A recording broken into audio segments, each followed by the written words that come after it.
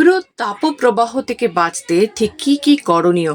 প্রচুর পরিমাণে জল পান করুন, সাথে সম্ভব হলে তাজা রসালো ফল খান, বারে বারে শরবত খান। এক্ষেত্রে নুন লেবুর জল কিন্তু একেবারে উপকারী। পুষ্টিকর খাবার খেতে হবে, অবশ্যই তেলে ভাজা বা মশলাদার খাবার এড়িয়ে চলুন। প্রখর রোদ থেকে রক্ষা পেতে ছাতা, ক্যাপ, সানগ্লাস ব্যবহার করুন। একটানা দীর্ঘ সময় একেবারেই রোদে থাকবেন না। অত্যাবশ্যক কাজ ছাড়া বেলা 10টার পর বাইরে বেরোনো বিরত রাখুন। সুতির পাতলা ঢিলেঢালা পোশাক পরুন। ঠান্ডা খাবার এবং পানীয় পান করুন। এ সময় অ্যালকোহল, ক্যাফিন, গরম পানীয় এড়িয়ে চলুন। ঠান্ডা জলে স্নান করুন।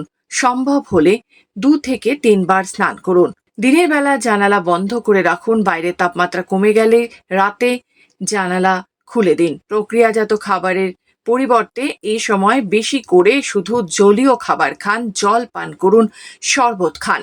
সম্ভব হলে রাতে একটি কাচের গ্লাসে হাফ চামচ মেথি এবং মৌরি ভিজিয়ে রাখুন। সকালবেলা ছেঁকে নিয়ে সেই জলটি পান করুন। এতে আপনার শরীর ঠান্ডা থাকবে। খাবারের বিষয়ে বলতে গেলে অবশ্যই বলতে হয়, সম্ভব হলে আগের দিন দুপুরবেলার ভাতে পরিষ্কার জল ঢেলে পান্তা ভাত তৈরি করুন এবং সেই পান্তা ভাত খান।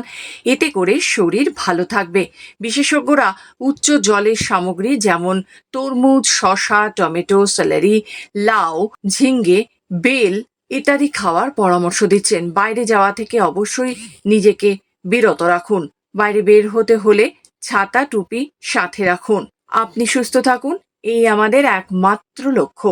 আরও বিশদে জানতে হলে অবশ্যই বিশেষজ্ঞের পরামর্শ নিন।